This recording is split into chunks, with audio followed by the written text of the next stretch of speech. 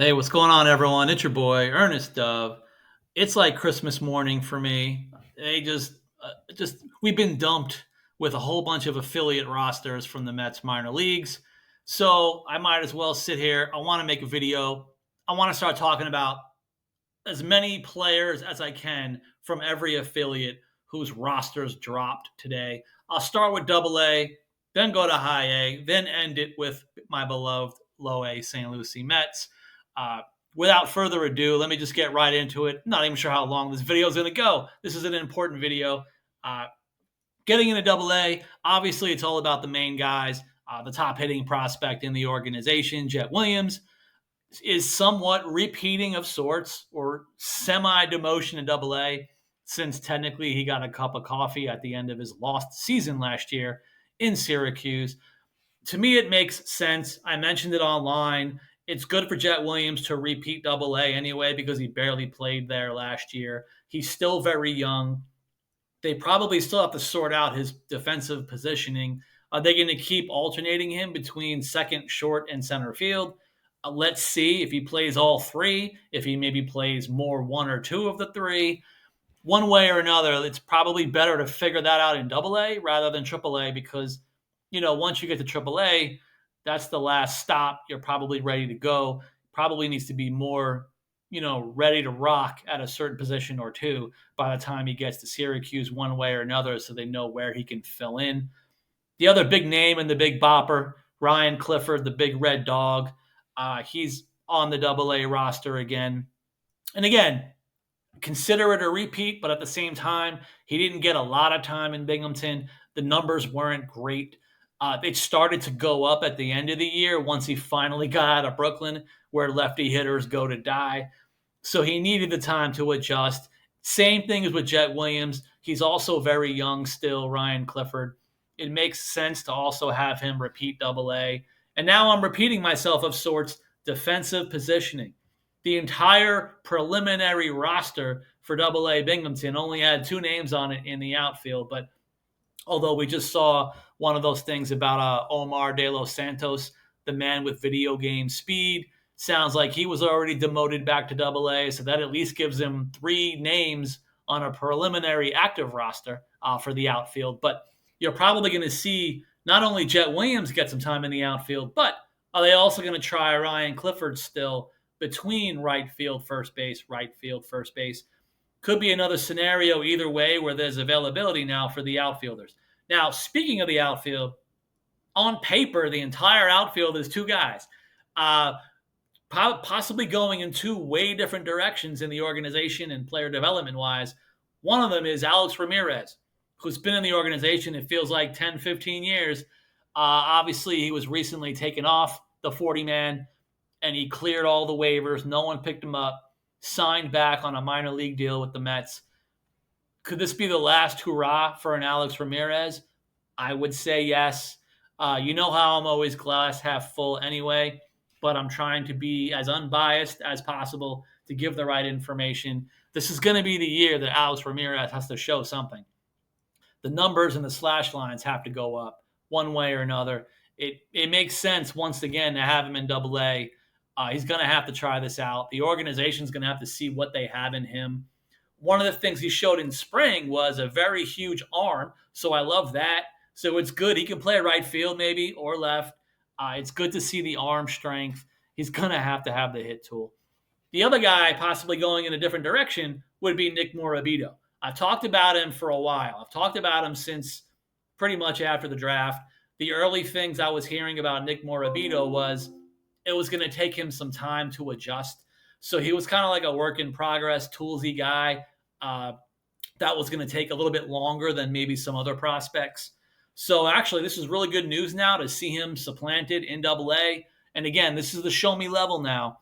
So a guy like Nick Morabito in today's baseball world of everything cares about launch angle and OPS, here's the kind of the guy who's supposed to be more of a spray hitter, maybe even get the ball on the ground on purpose because of his super speed and see if he gets on base that way. So now we need to see what kind of season he's going to have in Double A. Will he have like Acuna type numbers that he was putting up in Syracuse? Will Nick Morabito's numbers go down at the higher levels? consistently playing? Or will there be more launch angle? Is there more strength in the offseason? It's going to be interesting to see how his style and hit tool plays this season because it's going to be an important year for Nick Morabito.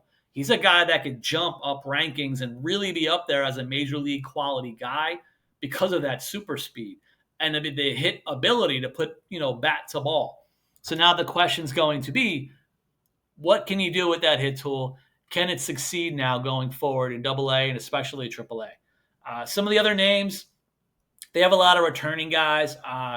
Nick LaRusso is a pretty talented bat as well. They have him listed as an infielder. And again, I'm just curious when they start doing these things, at least how they're physically listing. Because again, they're listed in one, but the Mets seem to be moving guys around. My poor Wyatt Luis Guillorme Young, it looks like he's just stuck back in AA again. He dominated AA, what seems like for 5 years in a row. We already know he can hit AA because he can hit AAA. I think Wyatt Young is stuck in the numbers game with the Mets organization. Even a Jet Williams, even if he looked amazing in camp behind the scenes, these guys are probably being demoted for multiple reasons, including the Syracuse Mets is full of veterans. So it seems like that's the course the Mets organization is taking, which honestly is a kind of a smart course to take.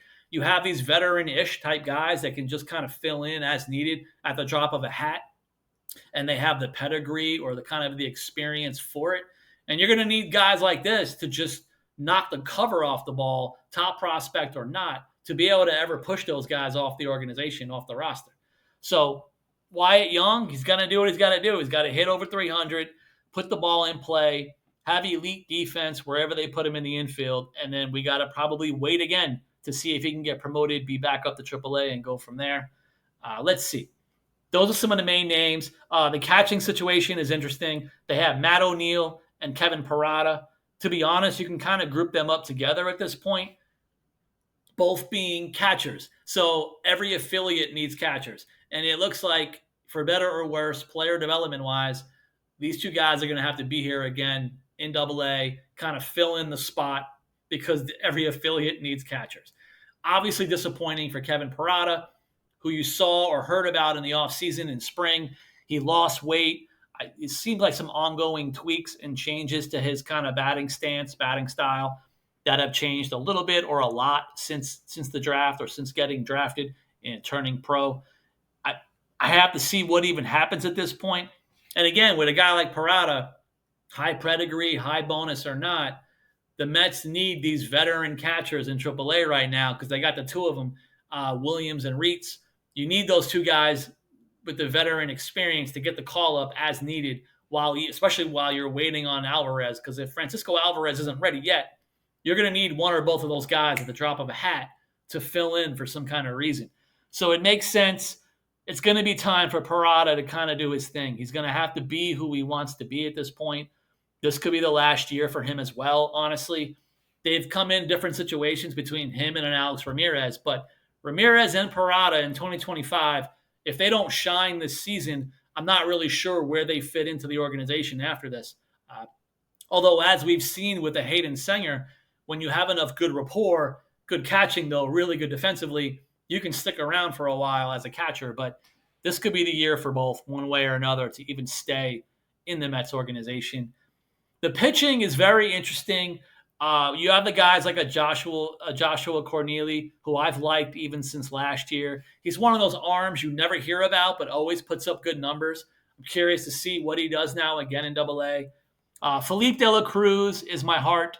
When you have a lefty who can top 95 plus, I always get excited about that because you can't teach that kind of velocity from the left side. It's always been a command and consistency thing with him. So now we're going to have to wait out this AA level. How's he going to do over a full AA level season? Consistency, command, what are the upper level bats waiting on or kind of, spitting off certain sliders or his breaking ball. He's going to have the right command this year. Otherwise, the ERA could be really high, and it could ruin him too after this season. So here I am, doom and gloom with the prospects. I'm sorry, not my thing usually. Some of the other names, obviously Nolan McLean. He's one of the top pitching prospects in the organization. Even the pitching coaches love him. The staff love him. He jumped up on everybody's boards, even into the top 5 now in the Mets rankings, depending on which bloggers and sites and accounts that you like and follow. And it's for a good cause because his stuff is filthy. We were watching some of his wiffle ball throwing in spring. But the double A definitely makes sense. The same as what I've been saying now with the bats. The triple A arms, a lot of them are veteran-ish guys. You have Daniel Nunez, you have Genesis Cabrera, you have guys that could basically pitch in the majors right now for a team. So those are the guys you need right now in Syracuse. It's going to keep moving guys down levels. I could even see a Corneli being in AAA right now. The same with certain other arms, including Nolan McLean, but he's going to have to earn it. So that's fine. This is the show me level. Let him put together more innings in AA, show off the dominance and the command and consistency, and he'll find his way up. Trey McLaughlin, same thing. It seems like his entire career has been successful in the slash lines, and yet never gets enough credit. And here he is at AA, where he doesn't belong. Again, it's a trust thing is going to be my guess. I don't really have the intel of the Mets telling me specifically that guys are being pushed down for that reason, but I've heard it from minor league players before, even from last year. They know the deal. A guy like Trey McLaughlin should probably easily be in AAA in most organizations in baseball, but here he is kind of having to wait his turn. As an arm, for better or worse, health plays. So stay healthy. He's going to be moving up anyway. He might even see time in the majors this year with health. Some of the younger arms, like a Douglas Oriana, everyone knows I have a lot of excitement for him, but he's been a work in progress as well. So again, like Felipe De La Cruz, Oriana's going to have to show the right consistency. And especially during, hopefully, a full AA season, it's going to be make or break for an arm like this, a talent like this. Can he have enough consistency to look good? Obviously, some of the bigger names, Jonathan Pintaro does not belong in AA, but here he is. Same thing. He's got really filthy stuff. He should be able to move up one way or another, whether it's a true promotion or whether it's to fill out for injuries and taxi squad stuff going on at the upper levels. He's definitely going to see time in AAA. Obviously, the big name for here, you have Jonah Tong. He's going to be the biggest name, obviously. He was throwing absolute gas and filth all spring. I was showing you some of the videos of him striking out pretty much everyone in an inter-squad game. But again, for the youth purposes and everything else, AA is going to be perfect for him. Let him get consistency going. Let him hopefully dominate week to week for a while, maybe even a couple of months in Binghamton to see how things go. And then on a different level that we don't really talk enough about is right-hander Jack Wenninger. He's been highly praised by coaches in the organization. One of the pitching coaches told me, I don't think he's hit his peak yet as a player. So he's a guy that's going to be really fascinating to watch. He's not an upper 90s guy, but he could probably get to the mid-90s, and he throws a lot of filth on his own right. So Jack Wenninger could honestly be one of the more successful pitchers in the Mets organization this year when you start checking or scouting the box scores. I think hopefully he could be very successful in the box scores, and I hope it gets to the right promotion, gets him where he needs to go. You know what? I think that's what the other one last name, Yoander Suarez. Here we are with the numbers game. I think he should be in Syracuse, but he's getting pushed down like everybody else. So at this point, spending too much time now with like AA, A-ball, I don't know what the organization even sees of Yoander Suarez at this point. I would like to think that hopefully a ceiling for a Suarez could be a Buto or a Max Kranick type role. So I want to see if maybe they could try to work something out with him to at least get to that level in the near future. The next up, let's go to Brooklyn. Brooklyn's in the house, high A. Interesting names. Some of the things that are the most glaring for me is the infield. Boston Barrow is one of the most exciting players, young players in the Mets organization. He can play pretty much anywhere in the infield. I've been hoping that we'd see some time in the outfield. I haven't really heard anything specific. So it sounds like talking with people in spring, more of the second base, short, and third options seem to be the main options at this point, which is 3 positions. But it looks like at a camp, expect Boston Barrow to stay in the infield. Love the lefty bat. Love his swing. He could be one of those candidates for like the breakout player for the entire organization. No pressure, but I think Boston Barrow can kind of fill those shoes. So it's going to be interesting. Way down in A ball, a guy like Boston Barrow might start to hopefully dominate from the early going. Although he is a lefty in Brooklyn, but the power isn't the biggest thing that he's focused on. So hopefully his swing will play in Brooklyn. Obviously, some of the other names is Jacob Reimer. Sorry. Jacob Reimer is the guy we feel like we haven't heard about in forever because him and Jed and Gilbert and everybody was injured last year. Reimer was the OBP guy. So he more of a line drive OBP hitter, third base, maybe some first base, but he's going to have to really have a true ceiling. Jacob Reimer needs to succeed as a third baseman one way or another. It's going to be now or never, all or nothing. I think third base has to be it for Jacob Reimer, and he's going to have to show something. Here he is back only in A ball. He's going to have to earn it and fight his way up. Some of the other guys, Nick Roselli is a name that I've been talking about all in spring, one of the college draft picks from last year. Nick Roselli, I was showing some of the videos, even when he was getting some outs against the tough Jonathan Santucci. Roselli was making a lot of loud contact. So first and foremost, keep an eye on the Nick Roselli exit velo. Depending on what affiliates can even track it, it's going to be interesting to see. But he's going to be a hard-hitting bat. It looks like he could be a guy that could start to venture out to other positions. I haven't talked about him yet, but they are repeating DeAndre Smith in A-ball. Again, not enough room in the upper minors. DeAndre Smith was playing from 5 to 6 positions last year to show off his versatility. And for what I'm hearing, Nick Roselli might be that guy as well. So you could possibly expect both DeAndre Smith and Nick Roselli to be playing 2, 3, maybe even 4 positions. I could see infield, outfield for either guy. So that's the versatility they're going to need to kind of move up, find time in the lineup with this type of roster. Because you even have the defensive-minded Kevin Villavicencio. He's back repeating high A. He's a guy that's going to be all about defense. It's going to be interesting to see what he really can do with a bat after this year. It's going to be up to the strength that he can build and what he can do with his hit tool. As far as the outfielders, one of the interesting things is they list Diego Mascara as an outfielder. And I think maybe, again, like a Villavicencio and like Smith and like Nick Roselli, a Diego Mascara, on the other hand, has not been showing the hit tool in the minors with the organization.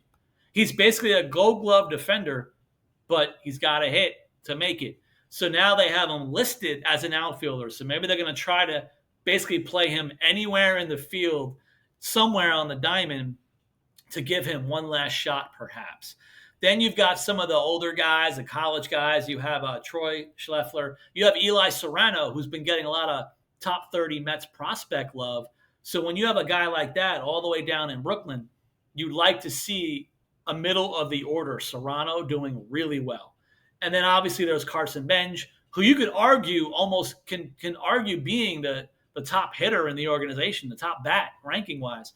But he's going to just go ahead and have to prove it this year. He's had his cups of coffee now since being drafted, but now's the time to show out for Carson Benj.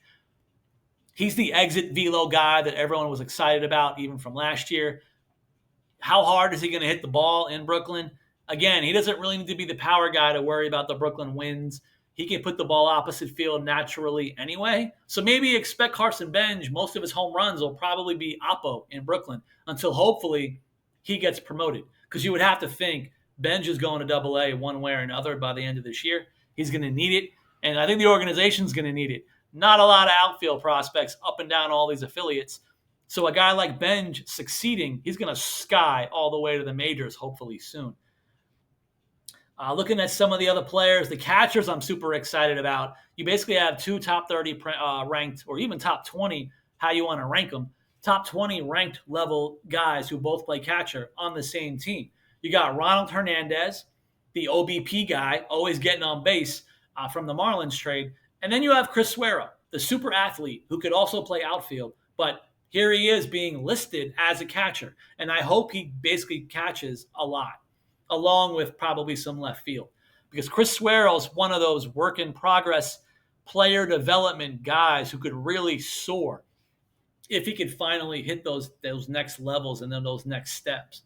As far as the pitchers, it's an interesting assortment of arms for sure. You have Ryan Ammons, kind of, I think he's a lefty, a very solid guy who's probably going to put up a lot of strong slash lines and box scores and a high K rate. So he's going to have to do it again. Joel Diaz, who I've loved since low A, because again, he was always young, and it seems like after Tommy John and after getting back from Tommy John last year, now he's trying to get back into the flow. This might be his second year post Tommy John. This is going to be possibly a version of a make or break season for Joel Diaz, because what do you want to do with him? How much longer are these younger guys in the organization? 4, 5, 6 years from IFA classes. Where do they stand, especially when you're only in high A? So Joel Diaz is going to have to show a lot. I loved his fastball back in the day. I loved his curveball back in the day. But now the box scores have to start showing more glaringly in high A this season for Joel Diaz. A different of sorts for Saul Garcia. I've talked about him a lot in the last year or two because the coaches told me some of the key things that I've kind of spout off online multiple times. He's coachable. He's a really good kid, and he's a work in progress. So again, command, consistency. How much strike throwing can Sal Garcia do? Because he has some of the filthiest stuff in the low minors, pitching-wise. Can he put it all together to get to that AA, AAA level? It's going to be important to find out. Some of the other guys just trying to go through. Noah Hall is a name. He's one of those be on the lookout surprise guys I remember from a year or so ago. And here we are, like, can he finally be healthy? Can he put it all together in Brooklyn? Because he needs to move up as well. He has the talent. Does he have the health and strength and consistency? Dakota Hawkins is a great story as an undrafted guy. He hasn't moved now. He's still in high A. He's going to have to show a lot this season. Ryan Lambert, I believe, is the wild thing, the wild card, wild thing of the roster. So can he throw 98 to 100? Yes. Can it be in the strike zone? So it's going to be interesting. Really exciting arm, though, to look at in the box scores.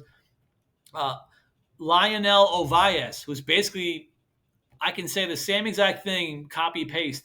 Lionel Ovaez, Saul Garcia. These are the kind of arms. What is going to be the consistency in high A? Can they have enough pitch command? Can they throw enough strikes? Guys like these two guys are basically top 20 ranked prospects, talent-wise and stuff-wise. But can it ever translate in the game consistently? That's going to be the thing to find out for an arm like that. Then you have Dylan Ross, the mystery of Dylan Ross, who maybe exists, maybe doesn't. And then he shows up throwing really hard, I think, the end of last year and in spring. He could be a super exciting arm. I think he looked really good in spring. So Dylan Ross, this could be his kind of breakout year for an arm like that to go from high A to double A very fast.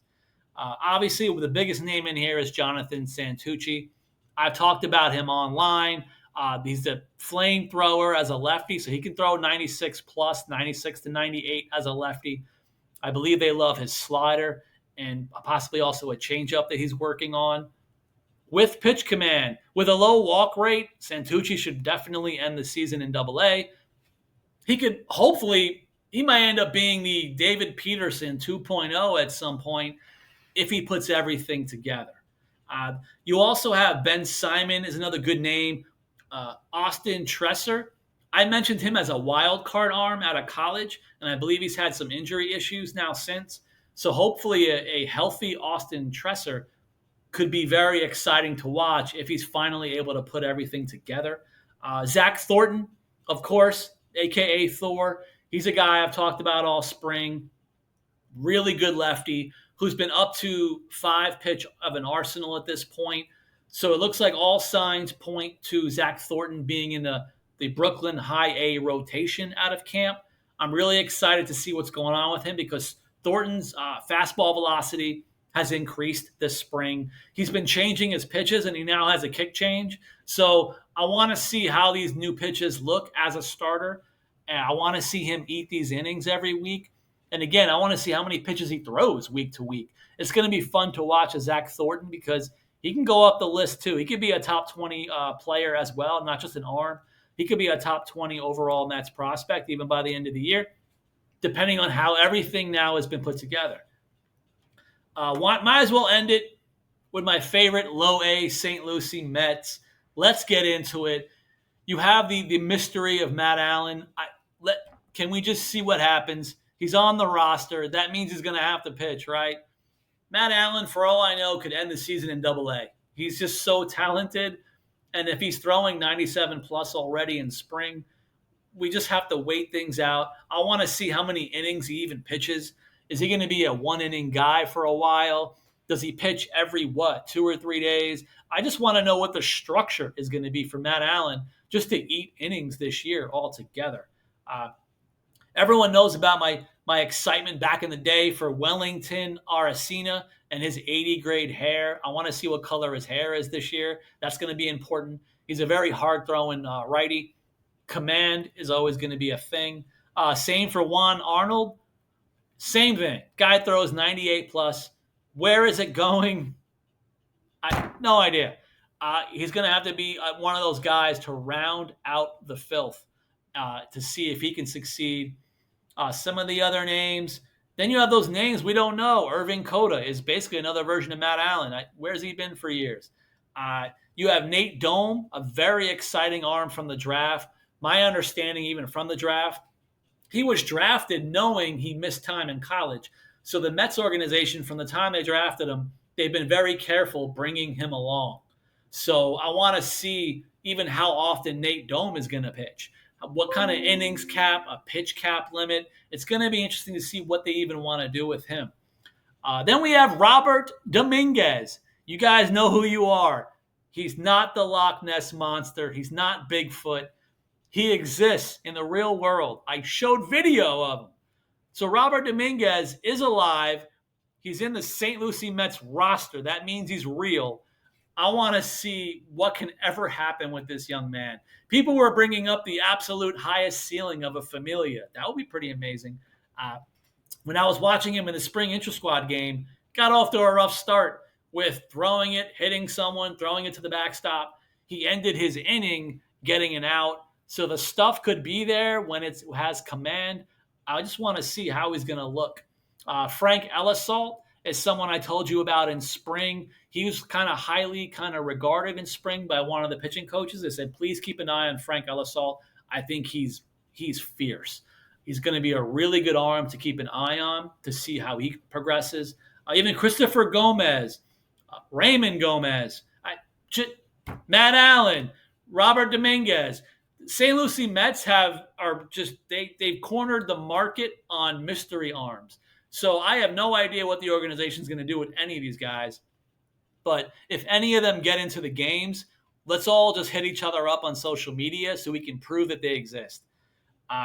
Some of the other guys, Ethan Lanthier, again, the pitching coach mentioned him specifically in spring. Please keep an eye out on Lanthier. They think he's a beast. I want to see how high he can go up the levels. Maybe he could be in Brooklyn pretty fast. Some of the other guys, Will Watson. Will Watson's the surprise arm, or maybe even one of the most talented stuff arms in the organization that I was being told to me amongst the group of maybe the lower tier arms above the top guys. When you get through the top 2, 3, 4, 5 guys, Will Watson is probably really entrenched on that next tier for a guy who can jump based on just pure stuff and talent. So he's just going to have to show it this year. Some of the players, the infielders, Jeremy Rodriguez, he does belong in low A. He's still very young. I would like to see a Jeremy Rodriguez dominate. I want him hitting somewhere in the top 4 slots in the order. I want him to get as many at-bats as possible. Defensively, Jeremy Rodriguez, I want to see where he plays. Is he going to play second, short, and third one way or another to kind of move guys around? But I want to see Jeremy Rodriguez put up the sexy slash line. Like, even for minor league numbers, I want to see Rodriguez is looking really good. Trey Schneider is going to be in low A. He's from the high school draft, high school pick from the last draft. I heard good things about him. Again, he's really young. So now you're going to have, again, this is low A. You're going to have the young guys like a Jeremy Rodriguez like a Trey Snyder. Then you have Marco Vargas repeating the level, which he kind of has to because he's been missing so much time since we acquired him from the Marlins. Uh, as with Ronald Hernandez, Marco Vargas can surely get on base with a walk, but he needs to also be in the game to be able to get on base. So we need a healthy Marco Vargas to show us what he's got. You also have Colin Hook. This has got to be the year for him. He has been around a lot less than a guy like Alex Ramirez, a lot less than a Kevin Parada, but this could already be the put up, or it maybe have time to go for Colin Hook after this 2025 season. So let's see what happens with the hit tool. I even want to see where they're going to play him defensively with all the other talented guys or younger players on this roster. Let's see what they do with him. Simon Juan, I talked about him last year. I talked about him even last spring, talked about him last season. He had a good overall slash line season. And then here he is all the way down in low A, but he's also very young still. And he looks huge. So he's a bigger guy. So at this point, Simon Juan, as big as he is physically at this point, I would like to see some power from him, even in St. Lucie. The parks are big. The weather sucks. The ball doesn't often carry in St. Lucie or in the Florida State League. But I want to see some home runs from Simon Juan. I want to see how he looks overall. Even for Willie Fanis, just said it for Colin Hook and Ramirez and Willie Fanis. This could be the year, guys. It's either you succeed and thrive, or a front office led by Stearns, you're going to get left behind because Stearns is going to keep moving guys up.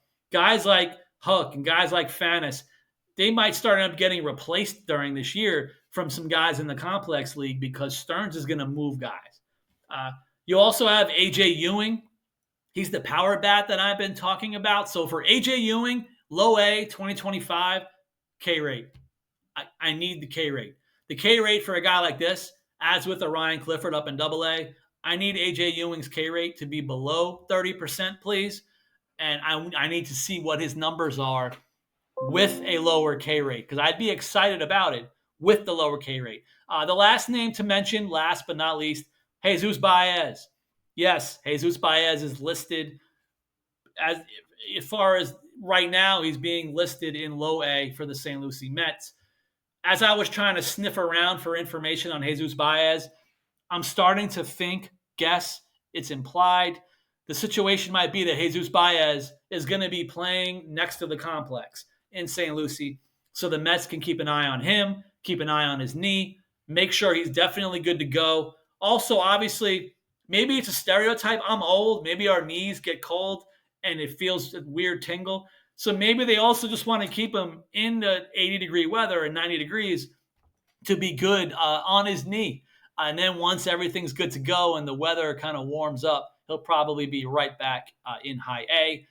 And again, keep in mind, I want to know where he's going to play, if he plays, as far as in the field. Is he going to be playing all around the infield? Do they want to start him off at DH for a while?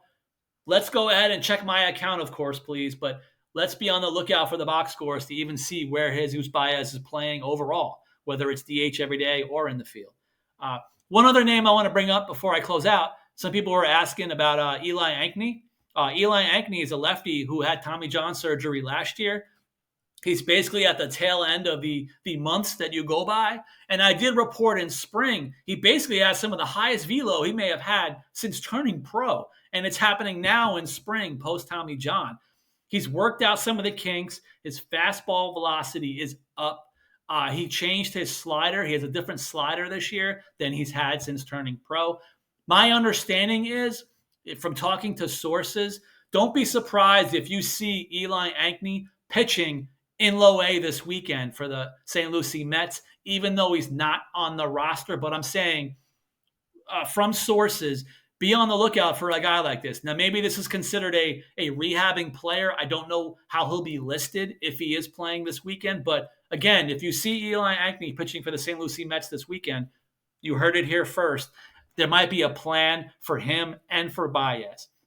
Possibly not for knees. It's not a knee thing with him anyway. It was the Tommy John. But maybe they want these two guys near the complex for a few weeks and just make sure everything's okay before they, essentially soon enough get the jump. That's all the information I have. This is another long video because I keep saying way too much about my beloved prospects. If you guys can please like and subscribe to the channel. If you could also please, even on YouTube, I try to check after every video I make as many days as possible. Send as many comments as you want. I'll try to give more information as the days go along as well. If you comment a day or 2-3 days later, I'll try to give updates on other players. And again, thank you so much for the support. Help me get to 1,000 subscribers, please.